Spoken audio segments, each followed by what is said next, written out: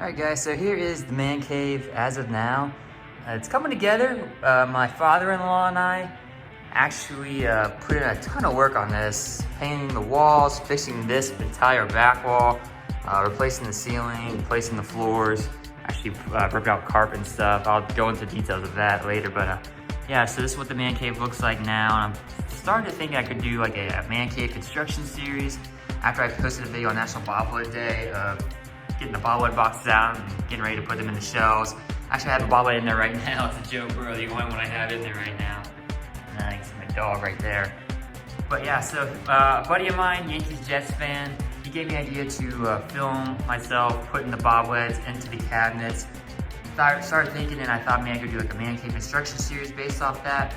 And yeah, so the first thing I was doing, aside from getting the shelves put together, I was working on this foosball table. My parents got this for me for Christmas when I was a kid, and when I moved out, I told them I'd take it with me. I moved out, but I didn't have space for it. Now that we finished the basement, I thought it'd be perfect for the man cave. So I did have to do some work on it. These three guys right here, when they gave it to me years ago, I was a kid, the bar was backwards, so these guys, they couldn't go from wall to wall. So that was a problem. So I had to fix that. That was an easy fix. This one, however, the goalie, this was a little bit harder. The bar was bent, and I had to basically go to Home Depot today, get a new rod for this goalie here. I had to take the old one out. You can see where the bend was here. Not really sure how it bent. It bent when I was still at home, and I think I was in high school when we found out this bar had bent. And then it just kind of stayed like that. I couldn't play really because of the bent bar. But now it's my house. I went to Home Depot, got a rod, drilled some holes, and I took the old bent bar out, took the goalie out, took these bumpers, put those on. But the only problem was the player, the goalie, the screw would not stick. All the threading inside the bottom half of him was gone. So I had to improvise. So I'm seeing if Gorilla Glue will work. I had the goalie upside down. I put, there's a screw that connects the top half to the bottom half, so I put that in Gorilla Glue, glued the edges of the top and bottoms with Gorilla Glue, and put some on the rod itself, just to get the goalie to stay. We'll see if it works, but yeah, that is pretty much the first big project of the man cave was reassembling this foosball table. All right, guys, the foosball table project is now complete, and I apologize in advance. I got my dog down here with me. He's chilling in the crate because I can't have him running around down here while I'm trying to put stuff together. So that's what that whining is. But yeah, the project is now finished with the foosball table. I was able to replace the rod. I had to use a little bronze cap from the Home Depot, and you can kind of see inside. That's actually one of those little foam neck braces you find around bobbleheads because the cap was bigger than the gray one, which is missing. So I was able to use that little foam pad as, I guess, to help get the rod the same shape or size as that cap. And the Gorilla Glue screw combo works with the goalies and it spins well. The rod works fine, goes back and forth with the bumpers. And yeah, the foosball table project for the man cave is finished. Alright, so sorry about the weird lighting. I'm actually filming in a different room of the house right now.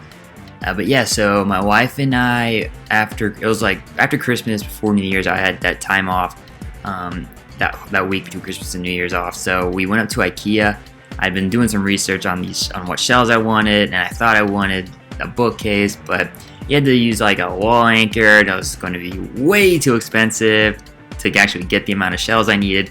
So we were walking around IKEA, and instead of the bookcase, we saw these, I think they're called Detolf shelves.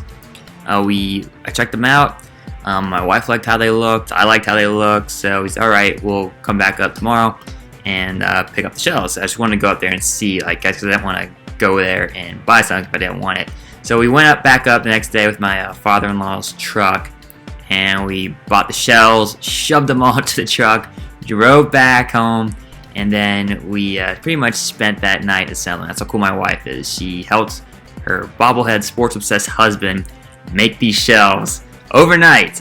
We got through, I think, first 4 of them took couple hours, and we're kind of tired, and my dog, he was in the crate watching us build these shells, so he was kind of getting antsy being in the crate for that long, so we let him out, went to bed, and then we finished the fish shelf in the morning. But yeah, they were detail shelves from IKEA. And then after that, I started putting them into the shell, my bobbleheads in the shells for display. So now for the bobbleheads, I have a list of bobbleheads I typed on my computer when my wife and I, well, she was my fiance back then, when we moved into the house. I know what box bobbleheads were in. So I'm starting off by putting some Bengal bobbleheads in here, probably on the bottom. I got Joe Burrow in there right now. But yeah, so I numbered all the boxes, had the list of who is in what box on my computer. So we're gonna start off with box number 11, because that's where a majority of the bobbleheads are packed in. Okay, so I went through all the boxes, and I think I found all my Cincinnati Bengals bobbleheads, and we're gonna try and get them all into this first cabinet right here. I'll show you what it looks like once I figure out how I wanna get them all in and how it's organized.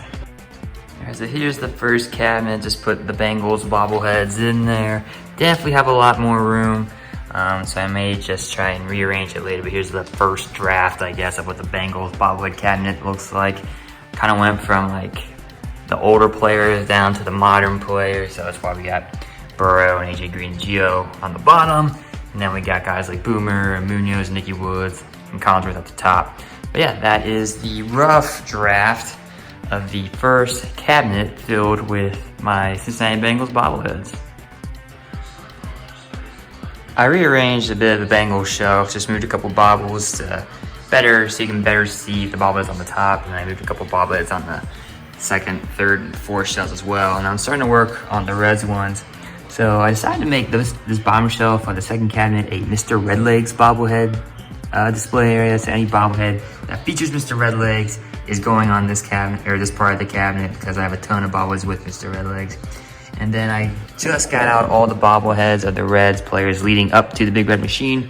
Have a couple in there already, and I was trying to figure out how I want to position these guys, trying to, like, I guess do it chronologically, going from when they were founded in 1869 all the way to the current day. And right now, as I said, these are just all the bobbleheads of Reds players and coaches up until the Big Red Machine era.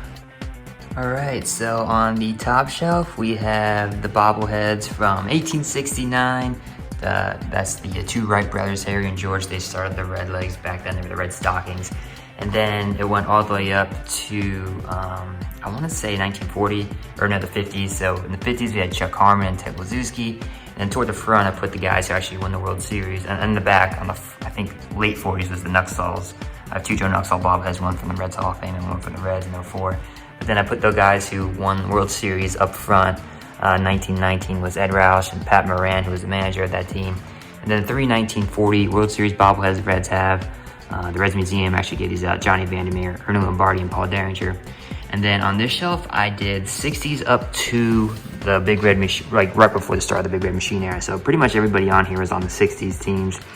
I think Lee May and Tommy Helmsman got traded in 1970, but Frank Robinson, Leo Cardenas, Wally Post, Gus Bell, Jim O'Toole, Vada Pinson, and Jim Mahoney, all in that 60s team. You can tell easily because of the very nice, clean-looking pinstripe unis that I think were the inspiration for the 1995 uniform the Reds had. But yeah, so those are what I was able to accomplish. Everything up here, 1869 all the way to the 50s, and then on this shelf, 60s up to 1970, I believe. So I did some rearranging. I moved Mr. Red, the Reds heads mascot, and Rosie to this shelf to make it like a mascot shelf for the Reds. And then on this shelf, I made it like a miscellaneous Reds bobblehead shelf. So we got the two sets of the Reds 150 bobbleheads, the Reds Hall of Fame Museum induction, and Pete Rose bobblehead, Marty and Joe, Marty and Tom, two vintage looking Reds bobbleheads, and Buddy the Elf, and then a 3 generations of Reds first baseman bobblehead, and then the Ken Griffey Jr. Knight, Mariners, and Reds bobbleheads. Yes, since these were like kind of miscellaneous bobbleheads, I didn't want to split up the two 150 sets. I just kind of grouped them all together as this miscellaneous Reds bobblehead shelf.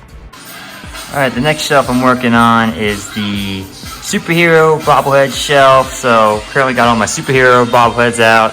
Probably gonna put them on the bottom of this third cabinet right there.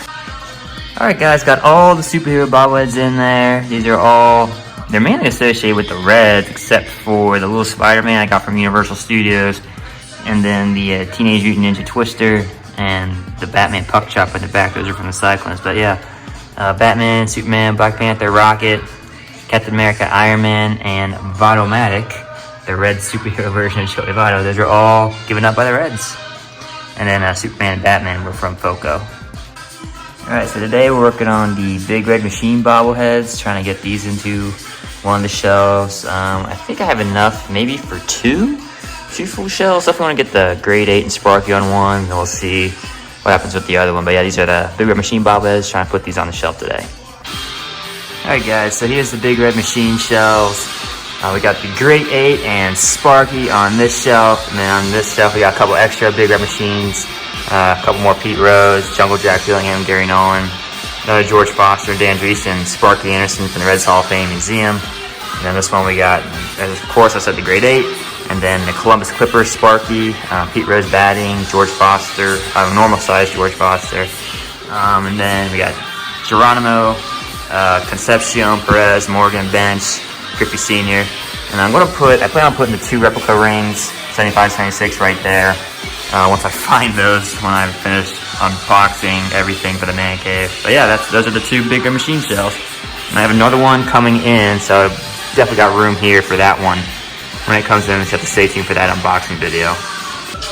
Next on the list of bobbleheads going in the cabinet, the 1990 World Series champion bobbleheads.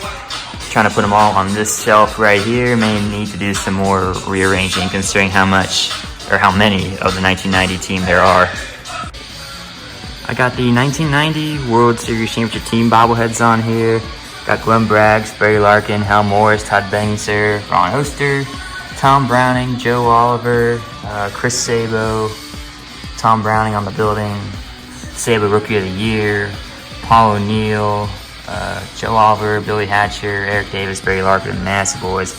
Also have room for maybe a couple more 1990 bobbleheads if they ever release any more. Plus, to save some room for the 1990 replica World Series ring that I plan on putting on this shelf as well. From 1990, we're going to go to the 90s up to 2010. So these are players who played for the Reds who weren't on that 1990 World Series team that were on the Reds from 90 all the way up till 2010. And we're going to put them probably on that top shelf right there. Alright, so this was an easy shelf. So we got Jeff Brantley, Danny Graves, Pete Harnish in the back, William Opeña, Austin Kearns, Felipe Lopez in the front, Adam Dunn, Ken Griffey Jr., and Sean Casey.